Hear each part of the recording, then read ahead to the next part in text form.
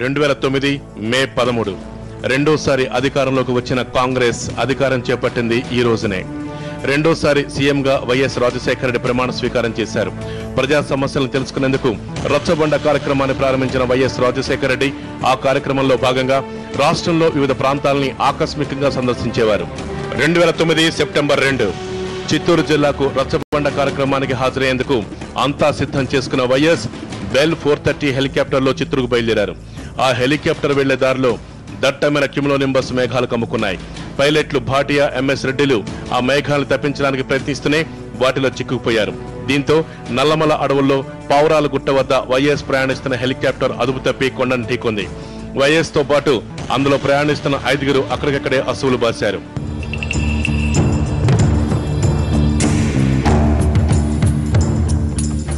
2009 September 3 YS కోసం సుదీర్ఘంగా గాలింపు చర్యల తర్వాత వైఎస్ మరణించినట్లు ప్రకటించారు. రాష్ట్రమంతా ఒకంత నైరాశ్యం అలుముకుంది. వార్త వచ్చిన కొన్ని గంటల తర్వాత కెప్టెన్ భారతి ఆధ్వర్యంలోని బృందం వైఎస్ సహా మిగిలిన వారి మృతదేహాలను వెలికితీసి రాజధానికి తరలించారు. వైఎస్ పార్థివ దేశాన్ని చూడటానికి ప్రముఖులతో పాటు ప్రజలు కూడా తండోపతండాలుగా తరలివచ్చారు. అదే సమయంలో వైఎస్ తనయుడు కడప ఎంపీగా ఉన్న వైఎస్ జగన్ ను ముఖ్యమంత్రిని చేయాలంటూ కొందరు సీనియర్ కాంగ్రెస్ నేతల ఆధ్వర్యంలో 150 మంది ఎమ్మెల్యేలు మద్దతు తెలుపుతూ సంతకాలు చేశారు. ప్రజల సందర్శనం తర్వాత వైఎస్ పార్థివ దేహానికి అంత్యక్రియలు నిర్వహించారు.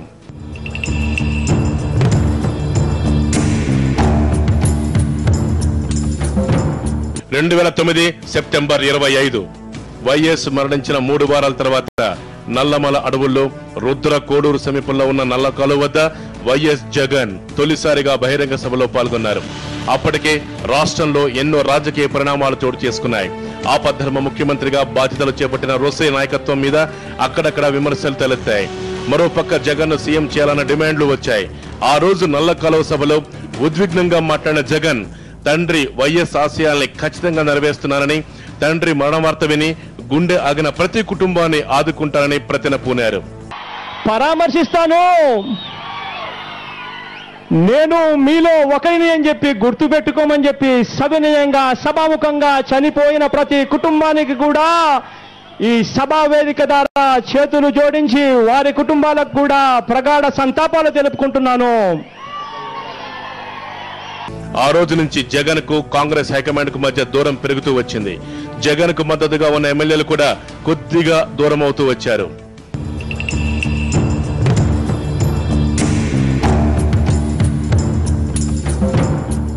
2010 ఏప్రిల్ 9 వైఎస్ఆర్ హఠాన్మరణాన్ని తట్టుకోలేక చనిపోయిన వారి కుటుంబాలను కలిసేందుకు జగన్ ఓదార్పు యాత్ర సిద్ధమయ్యారు. నల్ల కాలువలో పర్యటించినట్లు అన్ని కుటుంబాల్ని పరామర్శించడానికి పశ్చిమ గోదావరి జిల్లా ఏలూరు నుంచి ఓదార్పు యాత్ర మొదలుపెట్టారు జగన్. అప్పటికే అధిష్టానం ఓదార్పు యాత్రకు నో అన్న సంకేతాలిచ్చినా వాటిని తోసిరాజని జగన్ యాత్రకు సిద్ధమయ్యారు.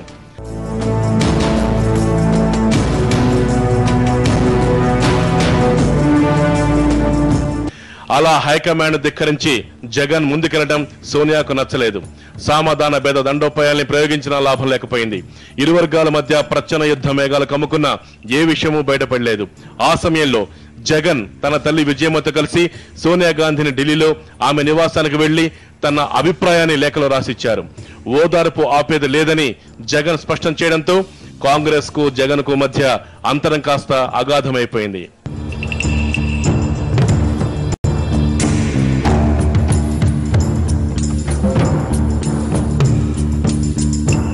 2010 నవంబర్ 20 జగన్ ఆధ్వర్యంలో నడుస్తున్న సాక్షి పత్రికలో సోనియా గాంధీని విమర్శిస్తూ పతాక శీర్షికలో వార్త ప్రచురితమైంది. దీంతో అప్పటి వరకు తెర వెనక ఉన్న విభేదాలు కాస్త ఒక్కసారిగా బయటపడిపోయాయి. అక్కడి నుంచి సోనియాతో జగన్ ఆమీ తుమీ తేల్చుకోవడానికి సిద్ధమైనట్లు ముందు కదిలారు. అక్కడి నుంచి జగన్ కాంగ్రెస్ కంట్లో ముళ్ళులా మారిపోయారు.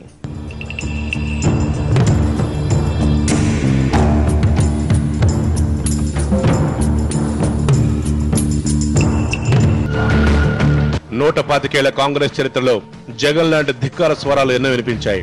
వాటన్నిటినీ చకచక్యంగా అణిచేసింది కాంగ్రెస్ హైకమాండ్. అదే క్రమంలో జగన్ విషయంలోనూ పాలు గదిపింది. 2010 నవంబర్ 28 జగన్ హైకమాండ్ మధ్య అంతరాలు తగ్గించడానికి వైఎస్ వివేక ఢిల్లీ వెళ్లి మేడం సోనియాతో భేటీ అయ్యారు. కానీ అది అంత సక్సెస్ కాలేదని, వివేకాకు కిరణ్ కేబినెట్ లో వ్యవసాయ శాఖ మంత్రి పదవి కట్టబెట్టున్నారన్న వార్తలు మీడియాలో హల్చల్ చేశాయి. సోనియా మీద సాక్షిలో కథనం వచ్చి 3 వారాలు తిరగకుండానే జరిగిన పరిణామాలు బాబాయ్ అబ్బాయిల మధ్య ఉన్న విభేదాలు తలస్థాయికి చేర్చింది. ఇలా వైఎస్ వివేకాకు కిరణ్ కేబినెట్ లో చోటిచ్చి కుటుంబంలో చిచ్చుపెట్టారన్న విమర్శలకు తావిచ్చింది.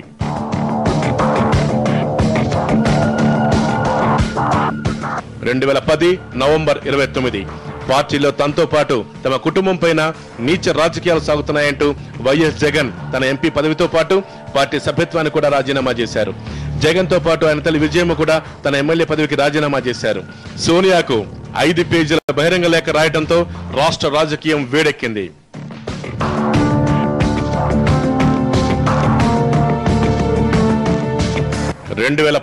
నవంబర్ 30 కిరణ్ కేబినెట్ లో వ్యవసాయ శాఖ మంత్రిగా వైఎస్ వివేక ప్రమాణ స్వీకారం చేశారు. దీంతో బాబాయ్ అబ్బాయిల మధ్య పెద్ద అగాధమే మొదలైంది. జగన్ విజయమ్మ రాజీనామాలతో కొత్త పార్టీ మీద అంచనాలు పెరిగిపోయాయి. 2011 మార్చి 11 జగన్ ఓదార్పు యాత్రకు అన్ని పార్టీల నేతల్లో కొందరు మద్దతు తెలుపుతూ వస్తున్నారు. ఆ క్రమంలో జగ్గంపేటలో ఏర్పాటు చేసిన సభలో జగన్ తమ పార్టీ పేరును వైఎస్ఆర్ కాంగ్రెస్ అంటూ ప్రకటించేశారు.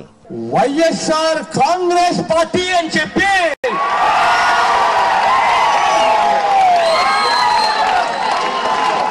పార్టీ స్థాపించిన తర్వాత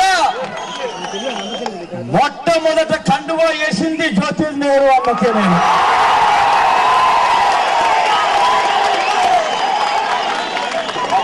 రేపు మధ్యాహ్నం 2:29 నేను నా తల్లి విజయలక్ష్మి గారు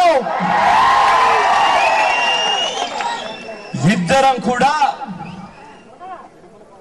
రేపు ఆ దివంగత నేత ప్రియతమ నాయకుడు రాజశేఖర రెడ్డి గారి పాదాల చెంత 3 రంగుల జెండాను రేపు ఆవిష్కరణ చేస్తాము అని చెప్తున్నాను. 2011 మార్చి 12 ఇడుపులపాయలో వైఎస్ఆర్ కాంగ్రెస్ జెండాను జగన్ ఆవిష్కరించారు.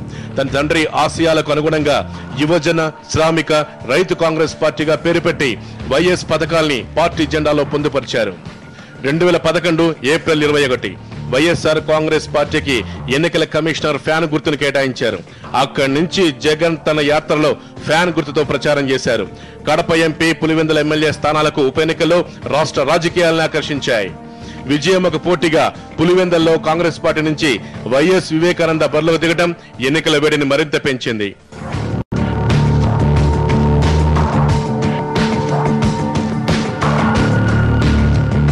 2011 మే 8 కడప, పులివెందుల స్థానాలకు ఉప ఎన్నికలు జరిగాయి. 2011 మే 13 కడప, పులివెందుల ఉప ఎన్నికల ఫలితాలు విడుదలయ్యాయి. ఈ ఎన్నికల్లో జగన్ 5,45,000 ఓట్ల భారీ మెజార్టీతో ఎంపీ సీట్ను కైవసం చేసుకున్నారు. ఇక విజయమ్మ పులివెందుల స్థానాన్ని 85,000 ఓట్ల మెజార్టీతో దక్కించుకున్నారు. 2011 జూలై 8 పులివెందుల్లో వైఎస్ఆర్ కాంగ్రెస్ పార్టీ తొలి ప్లీనరీ జరిగింది. ప్లీనరీ సమావేశాల్లో తన కుమారుడిని ఆశీర్వదించండి అంటూ విజయమ్మ ప్రసంగించారు. జగన్ వైఎస్ఆర్ కాంగ్రెస్ పార్టీ ఎజెండాను ప్రకటించారు. జగన్ విషయాన్ని సీరియస్ గా తీసుకున్న కాంగ్రెస్ జగన్ మీద ఎదురుదాడి మొదలుపెట్టింది. ఎలాగైనా సరే జగన్ ప్రాబల్యాన్ని తగ్గించాలని విశ్వ ప్రయత్నాలు చేస్తూ వచ్చింది. 2011 జూలై 11 వైఎస్ఆర్ కాంగ్రెస్ ప్లీనరీ జరుగుతున్న సమయంలోనే కాంగ్రెస్ నేత శంకర్రావు జగన్ ఆస్తుల మీద సిబిఐ దర్యాప్తు కోరుతూ పిటిషన్ దాఖలు చేశారు. ఈ పిటిషన్ కి తోడు టీడీపీ నేతలు ఎర్రంనాయుడు ఇంప్లీడ్ పిటిషన్ దాఖలు చేశారు. దీంతో ఒక్కసారిగా వైఎస్ జగన్ ఆస్తుల వ్యవహారం తెరపైకి వచ్చింది. తండ్రి అధికారాన్ని అడ్డం పెట్టుకుని తన కంపెనీలకు అడ్డగోలుగా పెట్టుబడులు రప్పించుకున్నారని, ఆయా పెట్టుబడుల మీద జగన్ ఆదాయ మార్గాలు, ఆస్తుల మీద సమగ్రంగా సిబిఐ దర్యాప్తు జరిపించాలని కోరుతూ వేసిన పిటిషన్లను విచారణకు స్వీకరించి ప్రాథమిక దర్యాప్తుకు హైకోర్టు ఆదేశించింది. 2 వారాల్లోగా ప్రాథమిక దర్యాప్తును పూర్తి చేసిన సిబిఐ పూర్తి స్థాయి విచారణ మొదలుపెట్టింది. అప్పటి నుంచి జగన్ ఆస్తులు, ఆయన కంపెనీల్లో పెట్టుబడుల్ని పరిశీలించిన సిబిఐ చాలా మందిని విచారించింది. ఏకంగా మంత్రుల్ని కూడా అరెస్ట్ చేసింది. 3 రోజుల విచారణ తర్వాత జగన్ ను కూడా అరెస్ట్ చేసి అదుపులోకి తీసుకుంది సిబిఐ.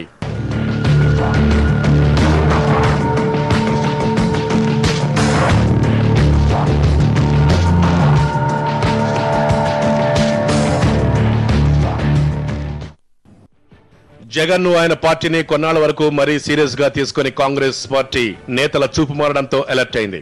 కొందరు ఎమ్మెల్యేలు బాహాటంగానే జగన్ కు మద్దతు పలుకుతుండటంతో కాంగ్రెస్ పార్టీ చర్యలు మొదలు పెడతానికి సిద్ధమైంది. ఇదే సమయంలో తెలుగుదేశం పార్టీ అవిశ్వాస తీర్మానం ప్రవేశపెట్టడంతో అసలు తనతో ఉండేవారెందరో జగన్ వెంట వెళ్లేవారెందరో తెలుసుకునే అవకాశం కాంగ్రెస్ కు లభించింది. మొత్తం మీద కాంగ్రెస్ లో విలీనమైన ప్రజారాజ్యం పార్టీ ఎమ్మెల్యేల మద్దతుతో కాంగ్రెస్ పార్టీ అవిశ్వాస తీర్మానం నుంచి గట్టెక్కింది. 17 మంది కాంగ్రెస్ ఎమ్మెల్యేలు జగన్ పక్షాన్ని చేరడంతో కాంగ్రెస్ వారిపై వేటు వేసింది. ఆ తర్వాత తెలంగాణతో పాటు కోవూరులో జరిగిన ఉప ఎన్నికల్లో కాంగ్రెస్ పార్టీ ఘోరంగా ఓడిపోవడంతో ఇక జగన్ వ్యవహారాన్ని సీరియస్ గా తీసుకోవాలని సంకల్పించింది కాంగ్రెస్ హైకమాండ్.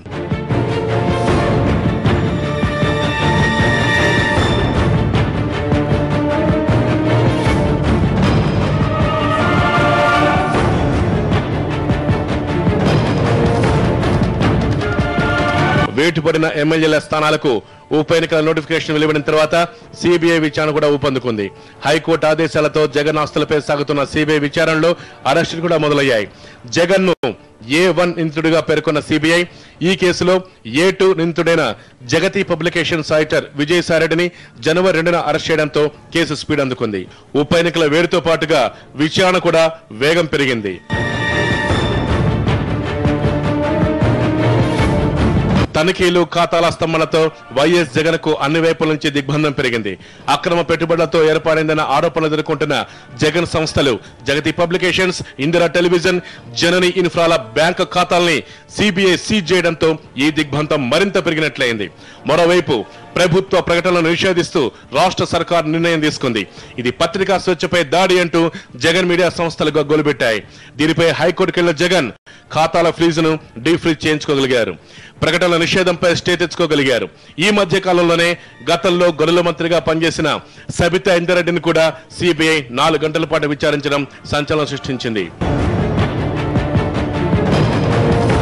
జగన్ కేసులో తొలి అరెస్ట్ తర్వాత చాలా సమయం తీసుకున్న సిబిఐ 5 నెలల తర్వాత రెండో అరెస్ట్ చేయగలిగింది. జగన్ సంస్థల్లో పెట్టుబడులు పెట్టిన వారిలో ప్రముఖుడైన నిమ్మగడ్డ ప్రసాద్ ను విచారణ పిలిపించిన సిబిఐ 2 రోజులు విచారణ సాగించి రెండో రోజున నిమ్మగడ్డ ప్రసాద్ ను భూములు కట్టబెట్టడంలో ప్రసాద్ కు సహకరించిన మాజీ IRAS అధికారి బ్రహ్మానందరెడ్డిని అదుపులోకి తీసుకుంది. వైఎస్ హయాంలో పెట్టుబడులు, మౌలిక వస్తువుల మంత్రిగా పనిచేసిన ప్రస్తుత మంత్రి మోపుదేవి వెంకటరమణ కూడా 2 రోజుల పాటు విచారించిన సిబిఐ రెండో రోజు సాయంత్రం అరెస్ట్ చేస్తున్నట్లు ప్రకటించింది. దీంతో జగన్ కేసులో తొలి మంత్రి అరెస్టు జరిగినట్లయింది.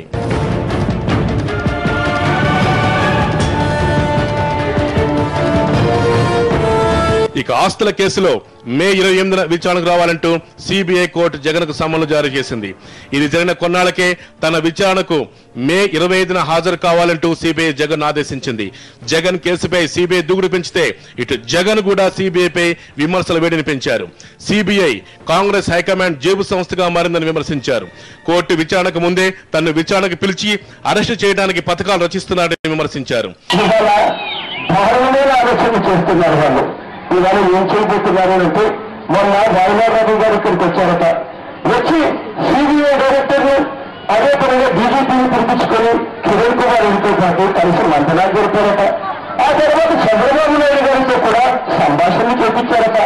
అంతేకాదు ఏం చేయబోతున్నారు అని అంటే మరో 3-4 రోజుల్లో నన్ను అరెస్టు చేస్తారట. కోర్టు విచారణకు ముందే సిబిఐ విచారణ నుంచి తను తప్పించాలంటూ జగన్ హైకోర్టులో పెట్టుకున్న పిటిషన్ ను కోర్టు తిరస్కరించింది.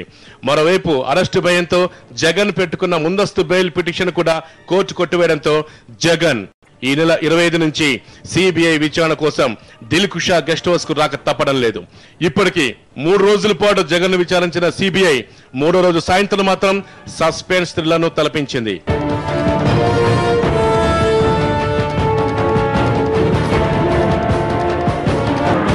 ఓవైపు జగన్ అరెస్ట్ అవుతాడని సాయంత్రం వరకు ఊహాగానాలు సాగడం, సిబిఐ జేడీ బయటకు వెళ్లిపోయినా సాయంత్రం 6 దాటా కూడా జగన్ బయటకు రాకపోవడంతో సస్పెన్స్ మరింత పెరిగింది.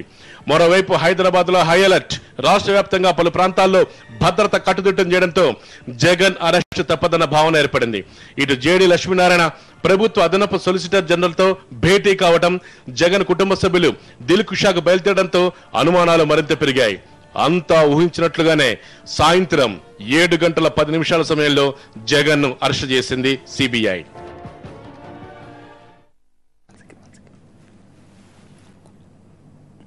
జగన్ను దారికి తెచ్చుకునే క్రమంలో కొన్నాళ్లు వేచి చూసిన కాంగ్రెస్ పార్టీ ఆ తర్వాత ఆయన ఎత్తుగడకు దెబ్బతినే పరిస్థితి రావడంతో ఇక జగన్ను సీరియస్ గా తీసుకోవటం మొదలైంది. కడప పులివెందులను వదిలేసిన కోవూరులో పార్టీకి జరిగిన అవమానంతో పార్టీ హైకమాండ్ సీరియస్నెస్ ను పెంచింది. అనేక పరిణామాలు, తీవ్ర ఉత్కంఠభరిత వాతావరణంలో సిబిఐ వైఎస్ జగన్ ను అరెస్ట్ చేసింది.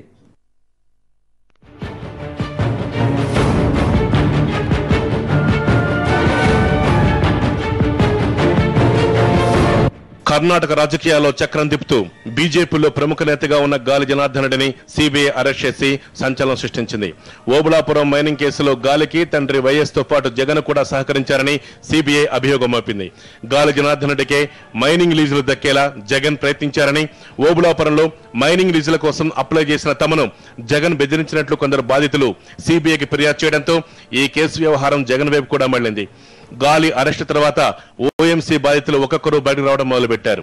కొండారెడ్డి లాంటి కొందరు మైనింగ్ వ్యాపారులు జగన్ తమను బెదిరించారంటూ ఆరోపించడంతో ఈ కేసులో జగన్ పాత్రపై కూడా సిబిఐ విచారణ మొదలైంది. ఓఎంసీ కేసులో జగన్ ఓ సాక్షిగా భావించిన సిబిఐ లీజులు ఏ ప్రాతిపదికన ఇచ్చారు, ఇందులో మీ ఇన్ఫ్లుయెన్స్ ఎంత అన్న కోణంలో కూడా విచారించింది. ఈ క్రమంలోనే జగన్ తొలిసారిగా సిబిఐ ఆఫీస్ ఉన్న దిల్ కుషా కార్యాలయంలో అడుగు పెట్టాల్సి వచ్చింది. ఓబులాపురం మైనింగ్ కంపెనీకు ట్రాన్స్ఫర్ చేస్తూ ఇచ్చిన జీవో, ఈ జీవో కాపీ నేను సిబిఐకి ఇవ్వడం జరిగింది. చంద్రబాబు నాయుడు గారు ఓబులాపురం మైనింగ్ కు 2002లో తాను మైనింగ్ లీజ్ ట్రాన్స్ఫర్ చేస్తూ ఇచ్చిన ఈ జీవోను ఆధారంగా చేసుకుని చంద్రబాబు నాయుడు గారు ఓబులాపురం మైనింగ్ కంపెనీకి తాను సహాయం చేశాడు అని చెప్పడానికి ఇంతకన్నా వేరే నిదర్శనం కావాలా అని చెప్పి అడగడం కూడా జరిగింది. మరోవైపు జగన్ పై హైకోర్టులో నడుస్తున్న అక్రమాస్తుల కేసులో ఎన్ఫోర్స్మెంట్ డైరెక్టరేట్ ను కూడా చర్చింది హైకోర్టు.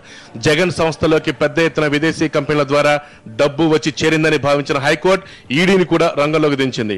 2011 ఆగస్టులో ఎన్ఫోర్స్మెంట్ డైరెక్టరేట్ జగన్ పై కేసు నమోదు చేసింది. ఈ సందర్భంగా జగతి పబ్లికేషన్స్, ఇందిరా టెలివిజన్ సంస్థలతో పాటు దేశవ్యాప్తంగా ఉన్న జగన్ సంస్థల్లో సిబిఐ తనిఖీలు చేసింది.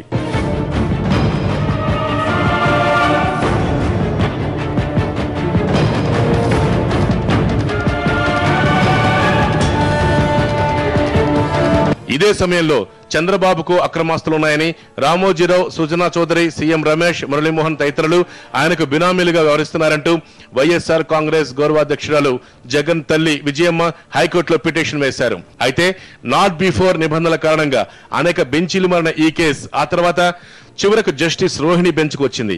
ఇదే సమయంలో తమపై ఆస్తుల వ్యవహారాలపై విచారణ పిటిషన్ను రద్దు చేయాలంటూ సుప్రీంకోర్టుకు వెళ్లిన చంద్రబాబు, రామోజీరావు, సుజనా చౌదరి తదితరులకు అక్కడ ఊరట దక్కలేదు. అయితే హైకోర్టు నిర్ణయం వచ్చాక అది నచ్చకపోతే తమ వద్దకు రావాలని సుప్రీం ధర్మాసనం స్పష్టం చేసింది. ఇటు హైకోర్టులో విజయమ్మ వేసిన పిటిషన్ తిరస్కరిస్తూ జస్టిస్ రోహిణి ధర్మాసనం ఆ పిటిషన్ కొట్టేసింది.